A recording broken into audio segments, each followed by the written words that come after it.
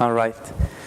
Frères et sœurs, comme d'habitude, quel privilège de pouvoir être là avec vous autres. Surtout aujourd'hui, je sens ça comme un double privilège. Puis j'espère que vous le sentez aussi. On peut être sûr que Dieu est content qu'on soit assemblés aujourd'hui. Que Dieu est content qu'on soit assemblés pour célébrer la naissance de son Fils Jésus, l'envoi de son Fils dans le monde. Puis je vais en voir dans le même sens que Gérard, vraiment. On s'en fout vraiment de la date que notre Seigneur est né. Dans le sens où que si ça aurait été vraiment important, soit les évangélistes dans la Bible l'auraient dit, ou on aurait la date dans les Épîtres, ce serait vraiment important le jour même, là, il serait dans la Bible, puis il ne l'est pas dans la Bible, parce que ce n'est pas le jour même qui est important, c'est qu'est-ce que signifie sa venue dans le monde. Fait qu'on s'en fout que ce ne soit pas le 25 décembre. Historiquement, on ne rentre pas dans les détails, ça a été le 25 décembre pour différentes raisons, mais le but, ce n'est pas la date, c'est de mettre un jour à part pour célébrer ce qu'on célèbre aujourd'hui.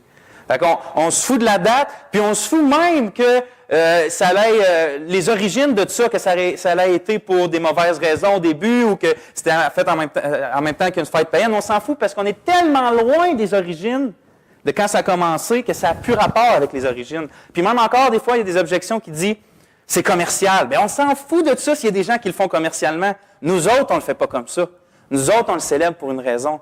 Fait que toutes les objections que j'entends par rapport au que les chrétiens ne devraient pas fêter Noël parce que c'est pas la bonne date, parce que les origines sont païennes, puis parce que c'est commercial, on s'en moque. Parce que nous, on vient célébrer la venue de notre Sauveur dans le monde, puis ça, je vous assure que Dieu est content de ça aujourd'hui. Que les chrétiens au travers du monde s'assemblent cette date-là pour faire ça.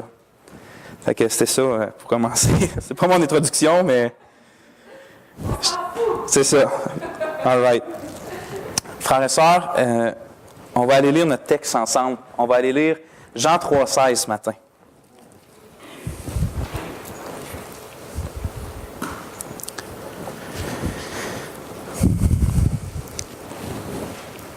On va lire les versets.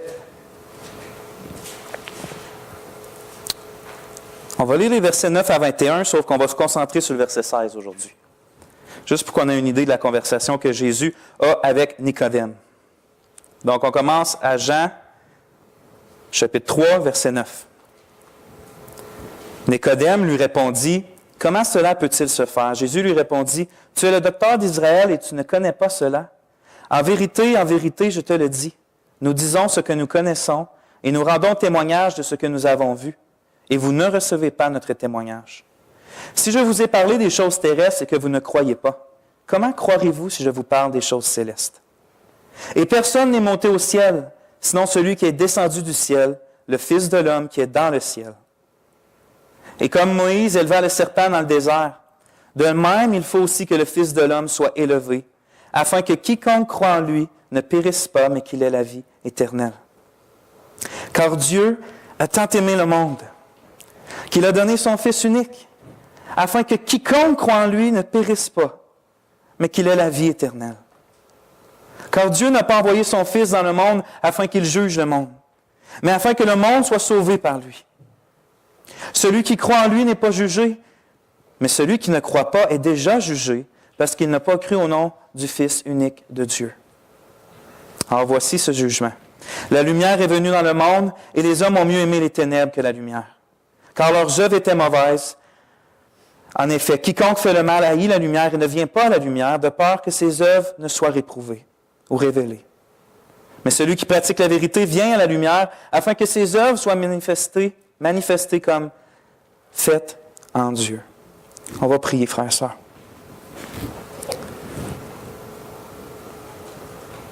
Oh, Éternel,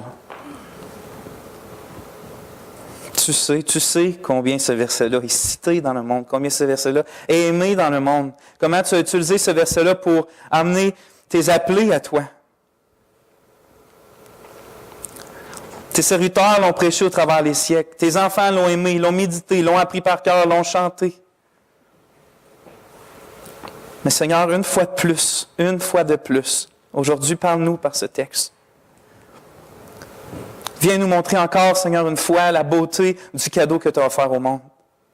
Viens encore une fois, Seigneur, par ta puissance, réchauffer nos cœurs pour qu'on soit plein de joie, plein d'assurance, plein d'amour pour toi, plein d'actions de grâce pour toi.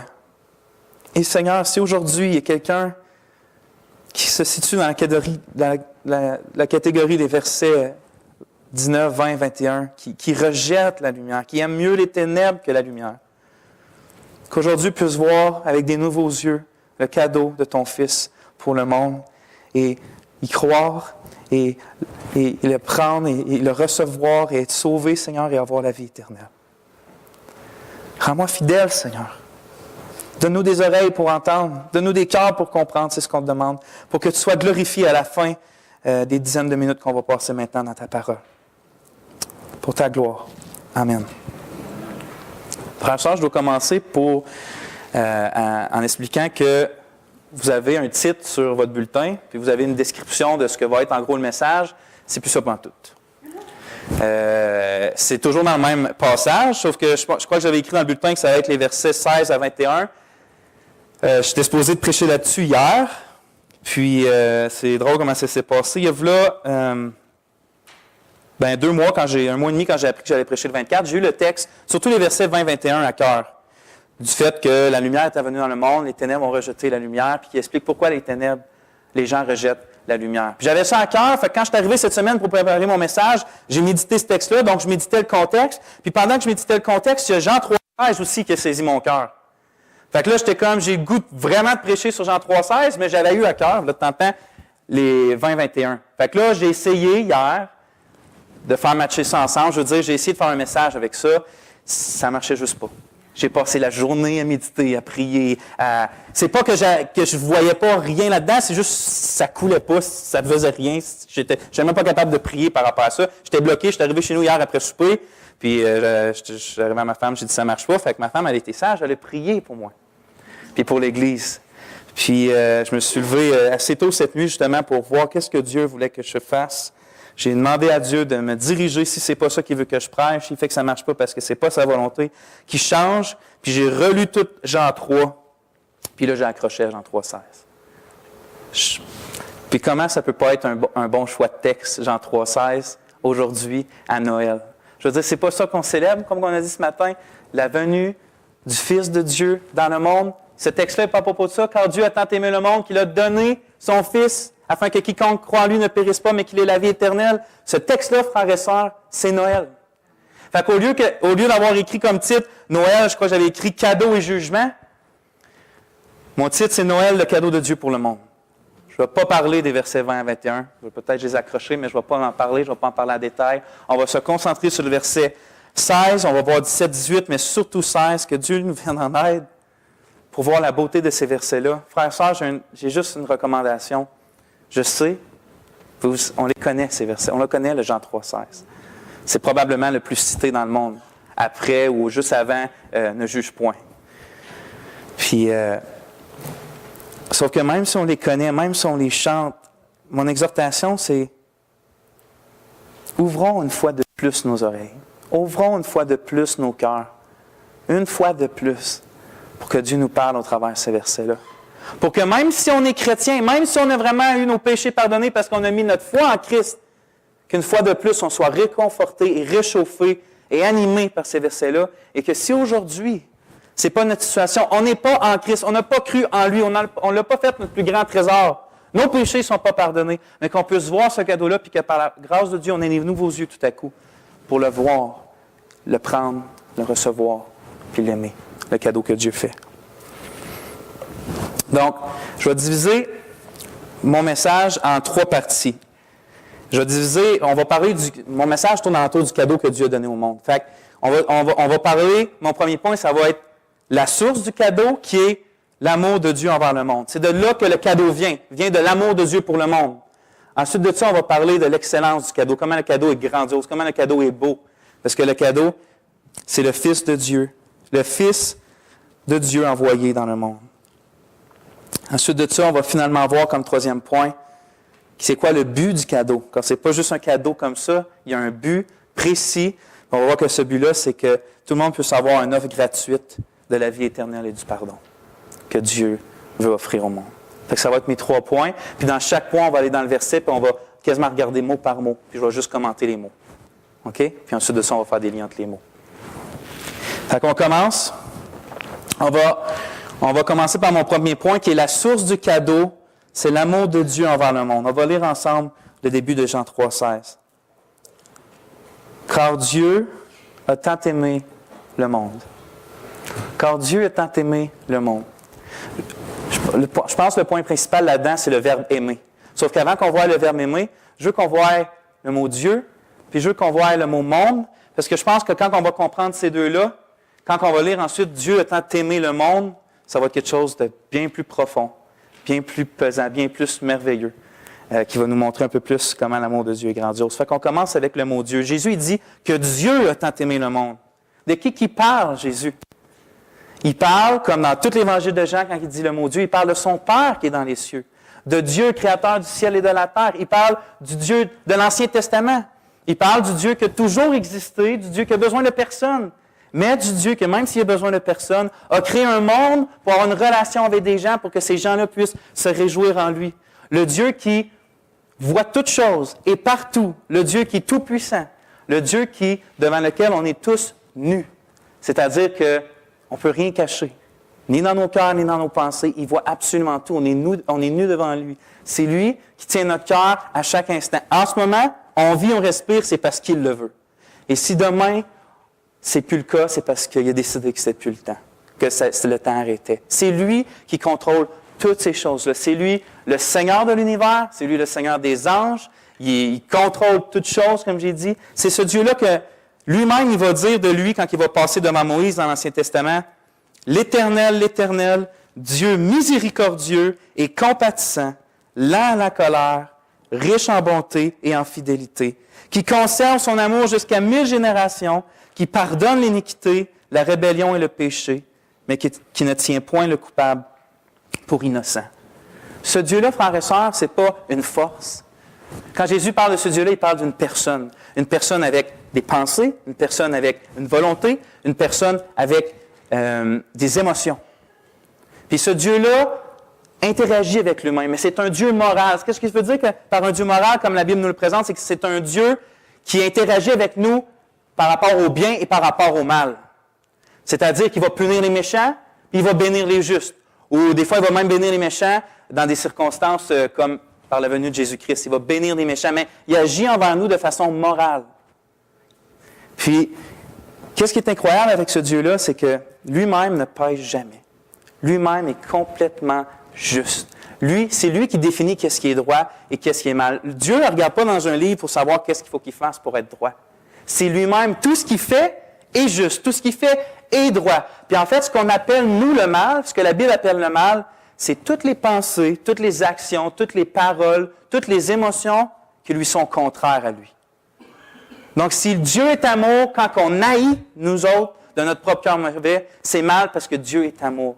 Quand nous, on vole, c'est mal parce que Dieu, lui, volera jamais personne. Vous comprenez? Tout ce qui est contraire à lui, c'est ce qui définit le mal. C'est ce Dieu-là que Jésus dit Dieu. Dieu, Yahweh, le Père, le Dieu de l'Ancien Testament. Et là, il dit, Dieu a tant aimé le monde. Qu'est-ce que c'est ça, le monde, dans les paroles, dans la tête de Jean, quand il dit le monde? C'est-tu la terre ronde avec des arbres? Est-ce que c'est les anges? Qu'est-ce que c'est le monde? Le plus souvent, le monde, dans les écrits de l'apôtre Jean, surtout, fait référence à la totalité des êtres humains qui sont rebelles puis pécheurs. C'est tout le système des hommes qui sont mal. C'est tout le mal, tous les hommes, les personnes. C'est pas la terre ronde, c'est les gens. Ça, c'est le monde. C'est le monde méchant. Puis je vais vous lire 3 versets qui vont dans ce sens-là. Jean 7,7 dit, c'est Jésus qui parle, « Le monde ne peut vous haïr, mais il me hait parce que je témoigne à son sujet que ses œuvres sont mauvaises. » Qu'est-ce qui fait le monde dans ce verset-là? Il déteste Jésus. Parce que Jésus témoigne que ses œuvres sont mauvaises. Mais il déteste Jésus. Donc le monde, c'est ceux qui détestent Jésus. Jean 14,17, on lit « L'esprit de vérité que le Père a promis, que le monde ne peut pas recevoir parce qu'il ne le voit pas et ne le connaît pas. » Donc le monde aussi, dans la tête de Jean, c'est ceux qui reçoivent pas l'Esprit de Dieu, qui ne le connaissent pas et qui ne le voient pas. Donc c'est ceux qui détestent Jésus, c'est ceux qui ne connaissent pas Dieu non plus, l'Esprit de Dieu. Et finalement, dans l'épître de Jean, 1 Jean 2,16, on lit que tout ce qui est dans le monde encore, la convoitise de la chair, la convoitise des yeux, l'orgueil de la vie, n'est pas du Père. Donc vous voyez que le monde, c'est vraiment tout l'ensemble des pécheurs, dans le fond, tout l'ensemble des rebelles qui sont contre Dieu, qui n'aiment pas Dieu, qui ne prennent pas plaisir en Dieu. Il y a n'importe quoi d'autre, c'est mieux que Dieu. C'est ceux qui sont morts dans leur péché, c'est ceux qui sont morts spirituellement, c'est ceux qui ont des cœurs de pierre, c'est ceux qui ne veulent pas obéir à la loi de Dieu. C'est tous les systèmes religieux de ce monde-là. Ce monde-là. Puis frères et sœurs, nous, on fait partie de ce monde-là. On est nés dans ce monde-là. Et avant que Christ nous sauve, on était dans le monde. On détestait Dieu. On n'aimait pas sa loi. On pouvait être religieux, on pouvait avoir une coquille religieuse en entour de nous, mais en dedans de nous, on aimait bien plus le péché qu'on aime Jésus-Christ. Moi, frères et sœurs, je détestais Dieu. Je détestais le peuple de Dieu. Je détestais la loi de Dieu. Je détestais la conscience que Dieu m'avait donnée, qui m'accusait jour et nuit de tout ce que je faisais. J'étais dans le monde, complètement. J'étais rebelle à Dieu. J'étais pécheur. Donc, maintenant, on voit que Dieu, on a vu qu'est-ce que ça veut dire, puis on a vu qu'est-ce que monde ça veut dire. Mais là, le mot époustouflant, le mot incroyable qui vient se glisser entre les deux, on comprendrait que Jean écrirait « Dieu déteste le monde ». C'est normal. Un Dieu saint qui punit l'iniquité, qui ne prend pas le coupable pour innocent, on comprendrait que ça serait écrit « Dieu déteste le monde » ou « Dieu punit le monde ». Mais ce n'est pas ça que Jésus dit à Nicodème. Il dit « Car Dieu a tant aimé le monde ». A tant aimé, pas juste aimé, a tant aimé. Il l'a aimé d'un tel amour, il l'a aimé tellement grandement. Dieu a tant aimé le monde. Qu'est-ce que c'est ça? Comment ça? Comment ça, ce verset-là vient se glisser là, ce verbe-là, Dieu a tant aimé le monde. Il y a tellement de choses à dire sur ça, frères et sœurs, je vais en dire 5. Ce n'est pas les seuls, c'est ceux-là que moi j'ai vus. Premièrement, ce n'est pas une joke, puis ce n'est pas un mensonge. Dieu, dans ses émotions, a vraiment éprouvé et éprouve réellement, en ce moment comme dans le temps de Jésus, un tel amour pour le monde pécheur. C'est pas une joke, c'est pas quelqu'un. La parole de Dieu est sûre. On le sait maintenant de façon historique. La parole qu'on a aujourd'hui est la même qui a été écrite à 99,99999%. C'est des points et des virgules qui changent. Vous comprenez? Ce que Jésus a écrit là, il l'a vraiment dit. Dieu a tant aimé le monde. Et vous savez, Jésus, quand il a parlé qu'il s'en allait puis qu'il revenait, puis il a dit, je vais vous préparer une place. Qu'est-ce qu'il a rajouté? Si ce ne serait pas le cas, je ne vous l'aurais pas dit. C'est ça que notre Seigneur a dit. En d'autres mots, si je n'irais pas vous préparer une place, je ne vous le dirais pas, puis même je vous le dirais que je n'irais pas vous préparer une place pour pas que vous ayez de faux d'espoir. Mais si je vous ai dit que je m'en vais préparer une place, c'est parce que je m'en vais vous préparer une place, puis quand elle va être prête, je vais venir vous chercher. On peut être sûr que notre Seigneur Jésus aussi, si ce ne serait pas vrai que Dieu a tant aimé le système mauvais de ce monde et les gens qui pêchent contre lui, il ne nous l'aurait pas dit. Puis il nous l'aurait dit clairement, Dieu n'aime pas le monde. Mais notre Seigneur qui ne ment jamais, notre Seigneur qui n'a jamais péché, nous dit, frères et sœurs, il dit au monde, et à Noël, il crie au monde, Dieu a tant aimé le monde. Donc, c'est ni une joke, ni un mensonge. Deuxième chose, il y a seulement Dieu qui peut aimer comme ça. J'entends souvent, j'ai déjà entendu, je veux dire, des gens qui ont dit, mais c'est normal que Dieu aime. C'est juste normal que Dieu aime le monde, c'est ses enfants. Je veux dire, c'est comme moi, mes enfants, j'ai pas le choix de les aimer, je les aime, c'est tout. Fait que Dieu, c'est normal qu'il aime le monde. Laissez-moi vous dire que c'est pas comme ça que la Bible présente l'affaire. Si par enfant de Dieu, vous voulez dire que chaque être humain a une intimité comme avec Dieu, comme un enfant, comme mon enfant là, avec moi, puis qui prend plaisir en moi, puis je prends plaisir en lui, c'est pas toute l'image que la Bible donne de la création en général et Dieu.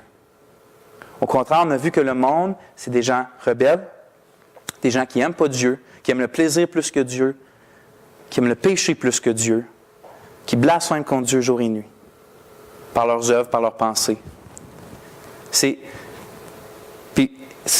Oui, Dieu a des enfants, mais c'est seulement ceux qui sont nés de Dieu, ceux qui ont cru en lui, on va le voir tantôt, qui sont vraiment ses enfants. Les autres, comment sont appelés dans le Nouveau Testament? Les enfants de colère, et même que leur père, c'est Satan. Dieu dit ça aux pharisiens. Vous avez Satan pour père. Donc, la création totale ne sont pas les enfants de Dieu, puis Dieu, vu que ses enfants, est obligé de les aimer. Dans un sens, si vous voulez dire par les enfants qui sont sa créature, c'est vrai. Dans ce sens-là, c'est vrai que toute chose est la créature de Dieu, tous les hommes. Sauf que ça n'empêche pas que ce n'est pas ses enfants bien-aimés, c'est des rebelles et des pécheurs. Et ils ne veulent pas de Dieu. Et on ne voulait pas de Dieu non plus. Et ça, frères et sœurs, il y a juste Dieu qui peut aimer des gens comme ça. Vous dites, non, des fois, j'aime les gens qui me font du mal. OK, je vais vous raconter une histoire fictive. Imaginez que depuis votre enfance, peut-être c'est même déjà arrivé, mais je vais pousser à l'extrême. Mettons que depuis votre enfance à l'école, il y a quelqu'un de votre âge qui vous a tout le temps haï. OK? À chaque fois qu'il vous voyait, il se moquait de vous. À chaque fois qu'il vous voyait, il vous donnait des coups de pied, vous lancez des boules de papier, il riait de vous autres. Il faisait juste entendre votre nom, puis il se moquait de vous devant les autres. À chaque fois, il ne manquait pas une occasion d'être contre vous. Et là, vous avez grandi, vous avez une femme et des enfants, puis quand il voit vos enfants, il les moque aussi. Il va plus loin que ça, il les bat, puis il tue votre femme et vos enfants. Il vous haït tellement. OK? C'est votre ennemi. Est-ce que vous allez aimer quelqu'un comme ça? Impossible. Vous n'allez pas aimer quelqu'un comme ça. C'est juste impossible. Vous ne pouvez pas aimer quelqu'un comme ça. C'est votre pire ennemi. La personne qui fait du mal le plus de façon possible. Mes frères et sœurs, c'est écrit que Dieu a tant aimé justement un monde qui, depuis la création, depuis qu'Adam a tombé, a constamment été contre lui. A constamment craché au visage. La preuve, ils l'ont fait quand son fils est venu dans le monde. Ils l'ont constamment bafoué son nom. Même, ils ont constamment tué ses vrais enfants. Depuis Abel, avec Caïn, depuis Israël qui s'est fait persécuter, mais même son Église aujourd'hui qui est son épouse. Le monde persécute ses enfants et son épouse. Il les met à mort. Il a tout le temps tué ses prophètes. Et Dieu se ramasse devant un monde comme ça, qui le déteste et qui l'haït. Et qu'est-ce qu'il fait? Dieu a tant aimé le monde. Ce monde-là. Ça, il y a juste l'amour de Dieu. Il y a juste l'amour de Dieu. Il y a juste Dieu qui peut aimer comme ça. Dieu, il dit une fois à Israël, je ne me souviens plus dans quel petit prophète, mais il dit, c'est justement, il dit, je ne suis pas un homme. Parce qu'Israël disait, on est fini, puis il dit, non, je ne suis pas un homme. Qu'est-ce qu'il voulait dire par là? C'est que, justement, le fait que je ne suis pas un homme, vous avez encore de l'espoir, parce que plus que je suis Dieu, je suis patient, et je suis amour. Et vous avez encore une chance. Je vous appelle encore. Dieu est infiniment, extraordinairement au-delà de notre pensée, plus amour qu'on pense. Il y a juste lui qui pouvait dire, Dieu a tant aimé le monde, parce que nous, si on serait à sa place, on n'aimerait pas le monde. On ne dirait pas car Dieu a tant aimé le monde et les versets qui vont suivre. Troisièmement, je veux régler 2 mauvais concepts qu'on peut avoir. Que ce verset-là, pas moi, mais que ce verset-là règle. Frères et sœurs, remarquez qu'il est écrit Dieu a tant aimé le monde, mais dans le contexte, c'est Dieu le Père. Dieu le Père. On peut dire le Père. Jésus dit son Père a tant aimé le monde. Pourquoi je mentionne ça? C'est parce qu'on entend tellement des mauvaises conceptions à propos de ça. Je vais vous en faire 2. La première, c'est qu'on voit le Père comme celui qui est en colère contre le monde et qui le déteste. Puis Jésus qui vient, qui lui nous aime, lui vient donner sa vie pour que le Père reprenne sa colère puis soit comme... maintenant, il peut nous accepter, nous tolérer à cause de Jésus, mais en vérité, il ne nous aime pas. Regardez, c'est drôle, on a chanté ce chant-là tantôt, mais je l'ai entendu hier à la radio, puis c'est la première fois que ça me sautait aux yeux. Tu sais, quand on chante que, justement, Jésus est venu dans le monde, il dit, pour enlever le courroux, comment que ça dit ça, Louise, pour enlever le courroux du Père sur nous? Oui. En tout cas, pour enlever le courroux du Père, comme si Jésus, je ne sais pas si c'est l'intention de l'auteur, je ne dis pas ça, mais comment ça sonne? C'est comme si le Père est en courroux contre nous et c'est Jésus qui vient l'enlever. Parce que c'est lui qui veut l'enlever. Le Père, lui, est juste en colère contre nous. C'est pas ça que ce verset-là dit, frères et sœurs. Ça dit que le Père, c'est lui le Père qui nous a tant aimés. C'est parce qu'il nous a tant aimés, lui le Père, que lui le Père a envoyé son Fils dans le monde pour nous sauver. Donc, c'est pas un Dieu le Père en colère et Dieu le Fils qui nous aime qui vient nous sauver de Dieu le Père. C'est Dieu, dans sa Trinité, oui, il est en colère contre les pécheurs, mais dans sa Trinité, le Père décide et aime les hommes, décide d'envoyer son Fils, qui lui, de son plein gré, décide d'accepter et vient nous sauver. Mais Dieu est à la fois en colère contre le monde et à la fois pour voir un moyen pour sauver le monde. Donc, ne voyez pas Jésus, Dieu le Fils contre Dieu le Père, puis une espèce de contradiction entre les deux. C'est pas ça du tout, frères et sœurs. Combien de fois, on dit souvent que merci Seigneur Jésus d'être venu mourir pour nous, de nous avoir aimés, puis c'est vrai. Mais ce verset-là dit que c'est Dieu le Père qui nous a aimés, frères et sœurs, et qui a aimé le monde. C'est Dieu le Père qui a fait un cadeau au monde. Et on se rappelle de ça aujourd'hui, que c'est Dieu le Père qui a aimé le monde. La deuxième mauvaise conception, c'est que quelqu'un pourrait dire, c'est juste trop différent. Le Dieu que Jésus parle, le Père que Jésus parle, ben, c'est pas le même Dieu que l'Ancien Testament, parce que quand je lis l'Ancien Testament, je vois juste un Dieu en colère. Je soupçonne, puis je suis pas mal sûr que si c'est votre situation, Mais probablement que vous n'avez pas beaucoup lu, pour être sincère, l'Ancien Testament. C'est pas vrai pantoute que le Dieu qu'on voit là est complètement en contradiction avec le Dieu de l'Ancien Testament. Laissez-moi vous le montrer. Dans l'Ancien Testament, je vais vous montrer un passage, mais plus on lit l'Ancien Testament, année après année, après année, après année, il y a quelques mots. En tout cas, moi, j'ai quelques mots qui ressortent de mes lèvres, qui ressortent de l'Ancien Testament. C'est patience, amour et bonté. La patience de Dieu, la bonté de Dieu, puis l'amour de Dieu, c'est incroyable. Le peuple d'Israël qui ne devait pas être sauvé, qui, même après quelques jours et quelques mois, aurait dû être détruit, même là. Non, Dieu continue patiemment, envoie ses prophètes, envoie sa loi, envoie une alliance. Devrait périr. Il ne meurt pas, Dieu ne les punit pas. Ultimement, oui, il envoie des prophètes pour les punir, mais ça continue. Puis Dieu est patient.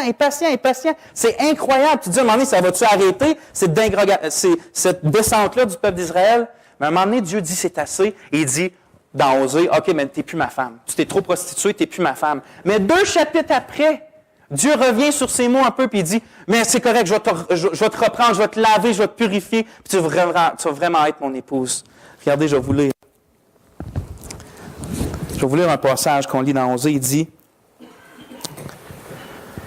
dans Osée, chapitre 2, verset 14, il parle comme un mari à son épouse. C'est pourquoi, voici, moi je l'attirerai, je l'amènerai au désert, et je lui parlerai au cœur. Dieu décide d'aller parler. Je vais aller parler au cœur de mon épouse. De celle qui s'est prostituée, je vais aller lui parler. Il dit, et de là, je lui donnerai ses vignes et la vallée d'Akar pour une porte d'espérance. Et là, elle chantera comme dans les jours de sa jeunesse et comme au jour où elle monta du pays d'Égypte.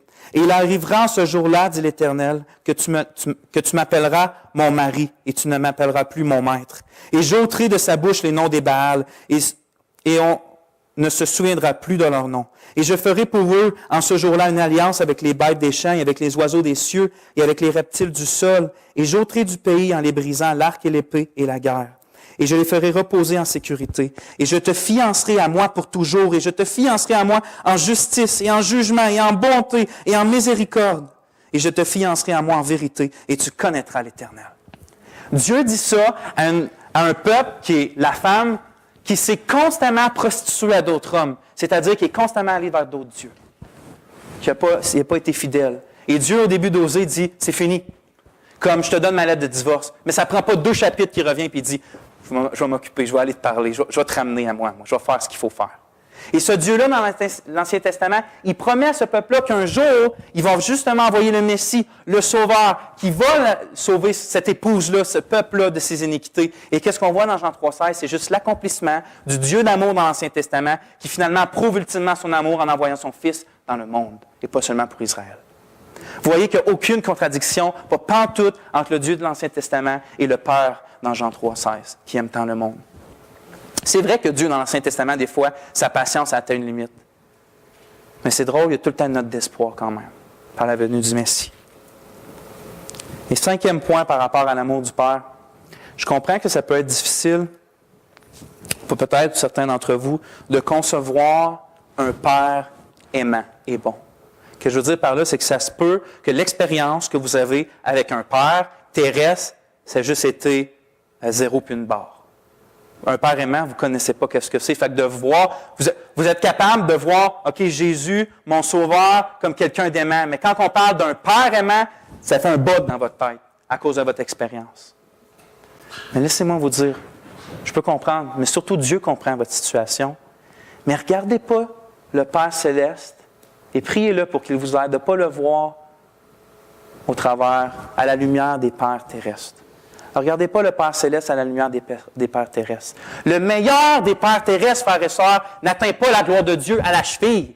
Le meilleur de nos pères sur la terre, le plus chrétien, le plus beau, le plus fort, le plus protecteur, le plus aimant, n'atteint pas la cheville de l'amour du Père dans les cieux pour le monde et pour nous, frères et sœurs.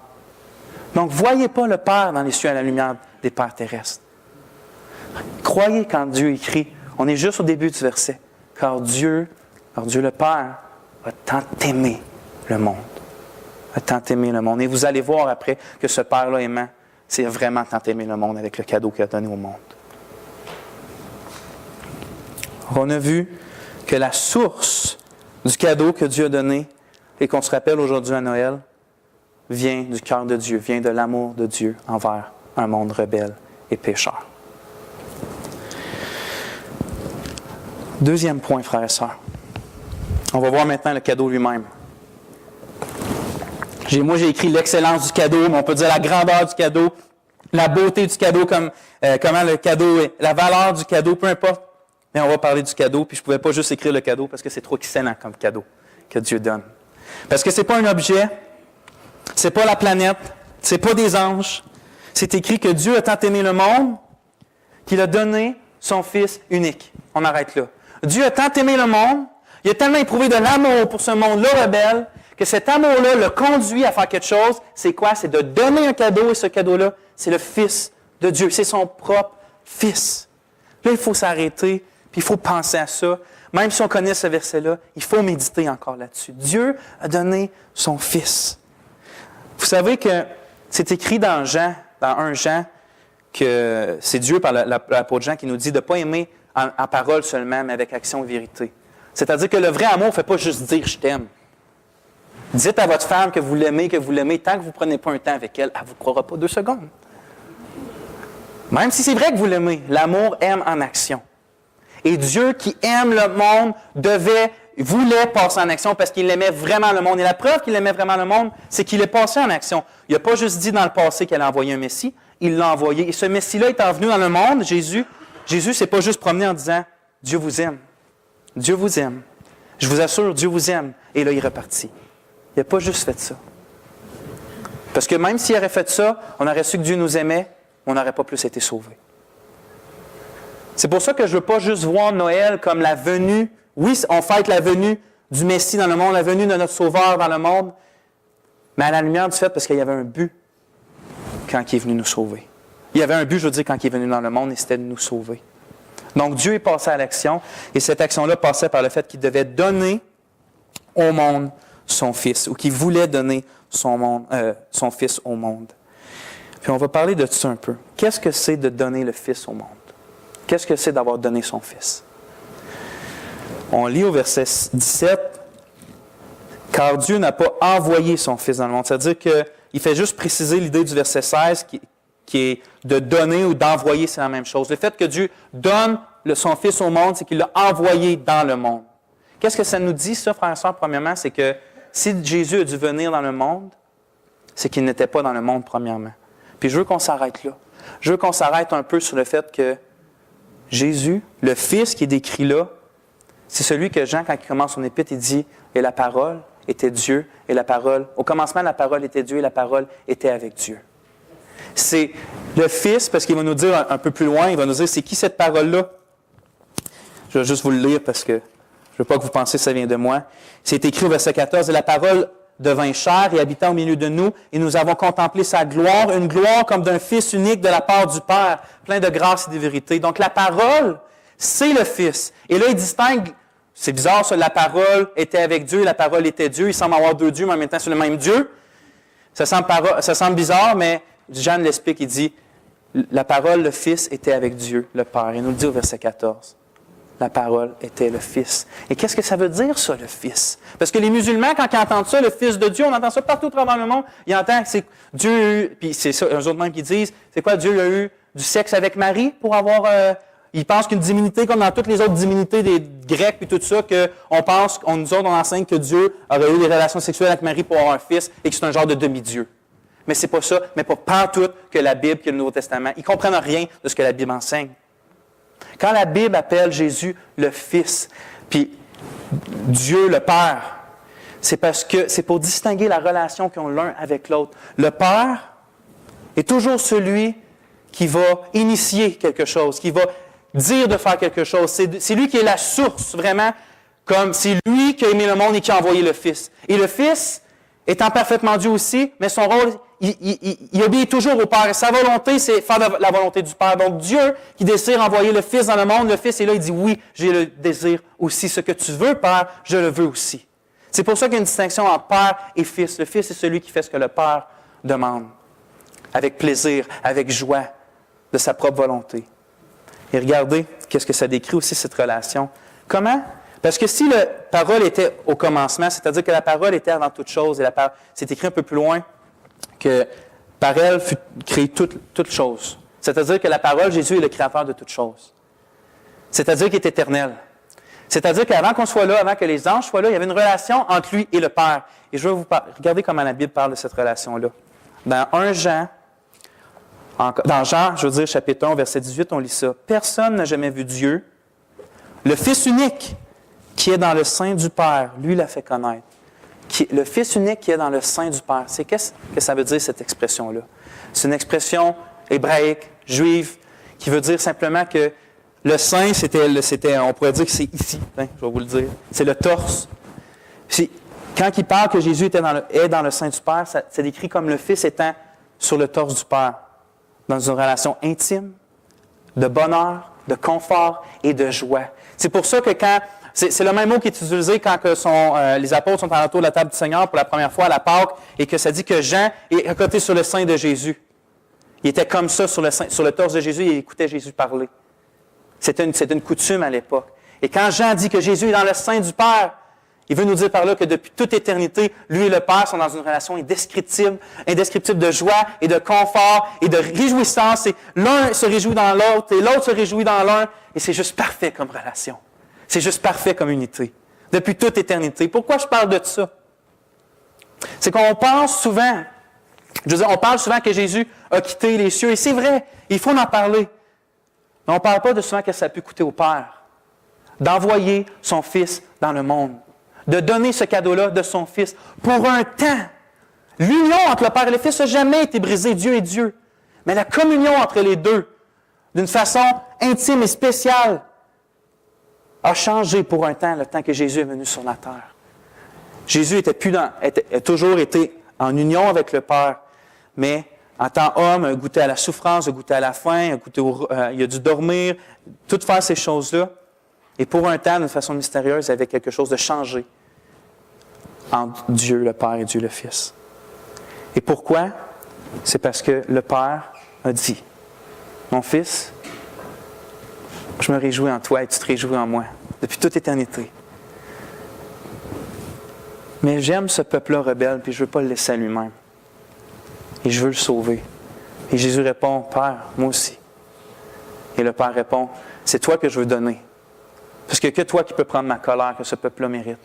Et c'est sur toi que je veux le mettre. Et je vais mettre tout mon courroux, toute ma colère sur toi pour le sauver lui. » Et Jésus répond, « Absolument, Père. C'est mon désir aussi, ta volonté et ma volonté. Et je vais aller dans le monde. » Comment ça a dû coûter au Père d'envoyer son Fils dans le monde? Regardez, frères et sœurs, je vous aime. Mais vous avez tellement de choses d'aimables en vous. Tellement de choses que Dieu fait en vous qui sont juste là puis attisent l'amour qu'on peut avoir les uns pour les autres. J'espère, puis je le désire, que si j'ai à donner ma vie pour vous, je vais le faire. Puis j'espère que Dieu fasse que si l'occasion se présente, que je vais vraiment le faire. Mais une chose que je sais, par exemple, c'est que si je dois donner mon Fils pour vous, j'ai beau vous aimer, frères et sœurs, je ne serai pas capable de donner mon Fils pour vous. Même pour toutes vous. Même si c'est toutes vous, puis c'est seulement mon Fils. Parce que j'aime tellement mon Fils, d'un amour spécial. Je ne pourrais juste pas le faire. Même si dans les meilleures intentions du monde, je voudrais pouvoir le faire pour imiter Dieu, je ne serais pas capable de le faire si je veux être sincère. Parce que c'est mon Fils. Mais pourtant, vous êtes aimable. Dieu, qu'est-ce qu'il a fait, lui? Il a donné son Fils pour un peuple rebelle, pour un monde pécheur qui lui crache au visage, qui allait tuer son propre Fils. Combien Dieu aime le monde? Combien l'amour de Dieu est différent du mien, est différent de toutes nous autres? Vous connaissez l'histoire d'Abraham. Quand on pense à Abraham, on pense à quoi? À la fois où que Dieu lui a demandé de donner son propre fils. Puis pour ceux qui connaissent l'histoire, vous avez sûrement remarqué que dans Jean 3,16, c'est les mêmes mots qui sont utilisés. Quand Dieu parle à Abraham, il lui dit, « Va sur la montagne et offre-moi ton fils, ton unique, ton bien-aimé, celui que tu aimes. » Il voulait tester Abraham. Dieu ne veut pas qu'on lui offre des sacrifices d'enfants. Il trouve ça abominable. Partout dans l'Ancien Testament, il punit les nations qui offraient ses enfants au feu. Il trouve ça abominable. Israël le faisait pour lui. Il a dit, arrêtez ça, je vais vous punir, c'est dégueulasse. Dieu ne voulait pas qu'Abraham lui offre vraiment son enfant. Il testait sa foi. Mais qu'est-ce qui est arrivé à Abraham comme un homme de foi exemplaire, Un homme pécheur, mais un homme de foi exemplaire. Il est arrivé, il croyait que Dieu pouvait ressusciter son fils d'entre les morts. Donc son fils, bien-aimé, en quelque sorte son unique, l'enfant des promesses qu'il a eu dans sa vieillesse, qu'il a eu avec la femme qu'il aime, il l'attache, il prend un couteau, puis il arrive pour le tuer vraiment. Et c'est là que Dieu arrive, puis il arrête sa main, puis il dit « Arrête, Abraham ». Et là, on est comme « Wow, quelle belle fin pour l'histoire ». Mais ce n'est pas la fin de l'histoire. C'est un entracte. Un entracte qui a duré environ 2000 ans. Parce que 2000 ans plus tard, Dieu, qui avait arrêté le couteau, a pris le couteau d'Abraham.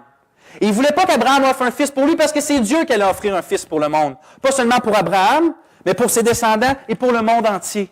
Et à ce moment-là, quand Dieu a donné son fils au monde, c'était pour qu'à la croix, le Père prenne le couteau de sa colère qu'il a pour nous. Une colère justifiée, une colère qu'on mérite, une colère éternelle. Et il a pris le couteau, puis il l'a planté dans son fils et il a tué son fils bien-aimé, l'homme. Jésus l'homme. Mais Jésus n'était pas attaché comme Isaac. Jésus n'avait pas besoin d'être attaché comme Isaac parce qu'il le faisait de plein gré. Et lui et le Père faisaient ça ensemble. Ce n'est pas les clous que retenait Jésus à la croix comme Dieu dit, Dieu. Wow! Tony dit souvent. C'est son amour pour nous, puis c'est l'amour du Père pour nous, puis c'est l'amour de Christ pour son Père aussi qui voulait lui obéir. Et il a planté le couteau dans sa colère dans son Fils. Pour le monde. Pour le monde. Dieu a donné son Fils unique pour le monde. L'excellence du cadeau. Vous savez que Jésus-Christ, si on le met dans une balance, si on pourrait faire ça, puis qu'on met tout ce qui est beau, tout ce qui est incroyable, tout ce qui est digne d'éloge, tout ce qu'on voit de l'or, on voit les planètes, on met tout ce qui est beau depuis le début de la création de ce côté-là, puis on met Jésus de ce côté-là. Jésus, il est pas mal plus pesant que n'importe quoi d'autre en beauté. Il est bien plus merveilleux que n'importe quoi d'autre. C'est l'être le plus merveilleux. Tout a été fait par lui. C'est-à-dire que tout ce qui est beau vient de lui. Vous trouvez le mariage beau, ça vient de lui. L'art beau, ça vient de lui. Les planètes beaux, ça vient de lui. Les étoiles, ça vient de lui. Combien Jésus est plus beau que n'importe quoi d'autre.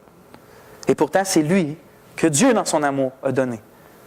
Noël, on se rappelle pas seulement que Jésus est venu dans le monde, mais on rappelle que Dieu a donné le plus grand de tous les cadeaux pour le monde. Troisième point maintenant. On va voir qu'il y avait un but à ce cadeau-là. Et ce but-là était qu'une offre gratuite et universelle pourrait être offerte pour la vie. Je me reprends. Le but-là, c'était que Dieu et que tout le monde puisse avoir l'offre gratuite et universelle du pardon des péchés puis de la vie éternelle. On va lire le verset, la suite du verset. On va reprendre Jean 3,16. « Car Dieu a tant aimé le monde qu'il a donné son Fils unique afin que quiconque croit en lui. » Afin marque une transition dans le but que quiconque croit en lui ne périsse pas, mais qu'il ait la vie éternelle. On va continuer. « Car Dieu n'a pas envoyé son Fils dans le monde afin qu'il juge le monde, mais afin que le monde soit sauvé par lui.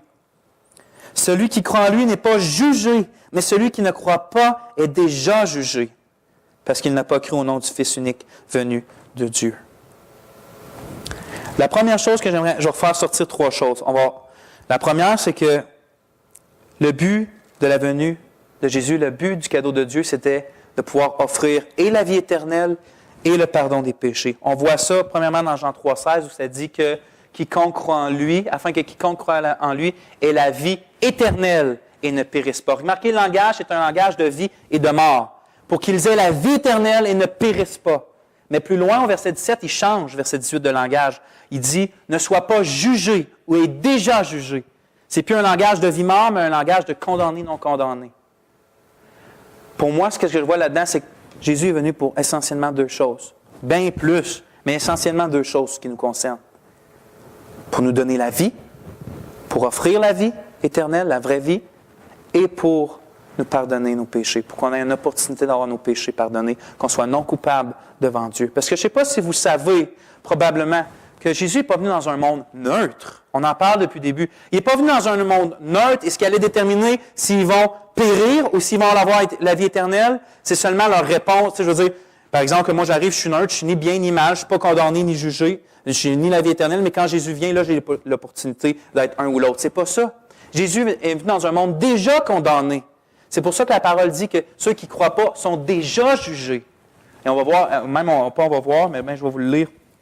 On voit à la fin du chapitre 3 que qui croit au Fils à la vie, qui croit au Fils à la vie éternelle, mais qui désobéit au Fils ne verra pas la vie, mais la colère de Dieu demeure sur lui.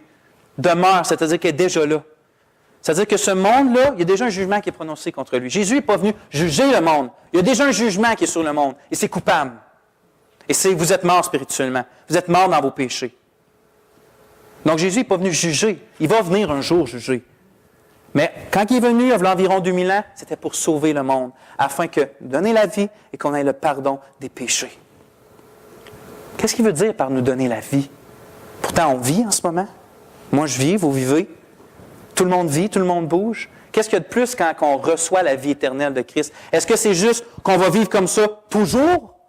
La vie éternelle? La Bible dit, frères et sœurs, que tout le monde, et les justes et les injustes, vivent toujours. Toujours, toujours, toujours. Donc, ce n'est pas juste une continuation de cette vie-là. Qu'est-ce que Jésus veut dire par la vie éternelle dans le contexte de Jean 3? C'est la vie qui vient d'en haut. Vous vous souvenez du début avec la discussion avec Nicodème? Tu dois être né de nouveau. Tu dois avoir une nouvelle source de vie, celle d'en haut. Puis là, il dit, tu dois avoir la vie éternelle. Et on voit au chapitre 17 qui dit, la vie éternelle, c'est pas juste une vie longue. Parce qu'il dit au chapitre 17, la vie éternelle, c'est de te connaître, toi, le seul vrai Dieu, et celui que tu as envoyé dans le monde, Jésus-Christ. Donc, la vraie vie, la vie éternelle, c'est une vie spirituelle que Dieu nous donne pour pouvoir avoir des nouveaux cœurs, être des nouvelles personnes, pour se réjouir en lui, l'aimer, prendre plaisir en lui et faire sa volonté. Des choses qui nous est totalement impossible sans la vie éternelle. Donc, c'est pas juste on continue notre vie, on va la continuer. Même si on périt, on la continue. Mais avec la colère de Dieu sur nous pour l'éternité. Mais si on croit en lui, frères et sœurs, il nous est donné une nouvelle vie. La vie éternelle, la meilleure des vies, la vie spirituelle, la vie de Christ même en nous, l'Esprit Saint qui vient vivre en nous. D'aimer Dieu, d'aimer sa loi, d'aimer ses enfants, d'haïr le péché. La vie éternelle. Regardez ce qu'il dit. Il dit que c'est d'offrir cette vie-là éternelle et le pardon des péchés par la croix à quiconque. Quiconque. Pas juste les Juifs, pas juste le monde, je veux dire pas juste les non-Juifs, quiconque, c'est-à-dire enfants, vieillards, tout ce qui est entre les deux, mais pas juste des groupes d'âge, toutes les nations, et tous ceux qui sont perdus dans différentes religions. Et pas juste ça, du plus mauvais des pécheurs au pire des pécheurs, parce qu'il n'y a pas d'autres catégories de pécheurs, mais du plus mauvais au pire. Peu importe les péchés qu'on a faits, les plus ignobles, les pires. Hitler. Dieu a tant aimé le monde, Hitler était dans le monde, qui lui offre le pardon de ses péchés. Au pire des pires. Vous aussi, moi aussi. Dieu, dans son amour, a fait une telle œuvre par Jésus-Christ qu'il peut offrir gratuitement à quiconque, cette vie-là et ce pardon-là. Peu importe ce qui vous pèse sa conscience, peu importe quel péché vous hante, vous pouvez les avoir pardonnés. Comment? Il y a une seule condition, puis c'est là qu'on est rendu. Ceux qui croient. Car Dieu a envoyé son Fils, car Dieu a tant aimé le monde qu'il a envoyé son Fils. Car Dieu a tant aimé le monde qu'il a envoyé son Fils afin que quiconque croit en lui ne périsse pas, mais qu'il ait la vie éternelle. Dieu ne donne pas son cadeau au monde comme ça, puis tout le monde est sauvé sans plus ni moins. Dieu a fait une œuvre. Dieu a envoyé son Fils dans le monde afin que quiconque croit en lui ne périsse point. C'est la seule condition, croire. Qu'est-ce que c'est ça, croire? C'est facile à dire, croire. Est-ce que ça veut simplement dire que Jésus a fait ce qu'il a fait? Intellectuellement, dans notre tête, je crois. Jacques nous dit que les démons croient. Les démons sont bien plus informés sur ce que Jésus a fait que nous. Ils croient ça, mais ils ne l'aiment pas. Est-ce que c'est simplement de croire? Croire, premièrement, veut dire, oui, de croire ce que Jésus dit qu'il est.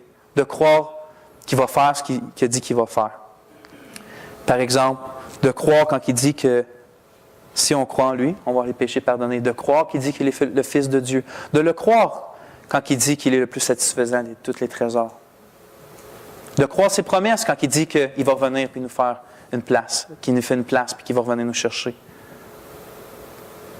Mais ce n'est pas juste de croire ça, parce qu'on peut croire ça, on peut dire, ben oui, il l'a dit, je le crois, mais c'est plus que ça. Jean nous dit, encore Jean, au début de son évangile, il veut qu'on comprenne un peu plus qu'est-ce que c'est le mot croire.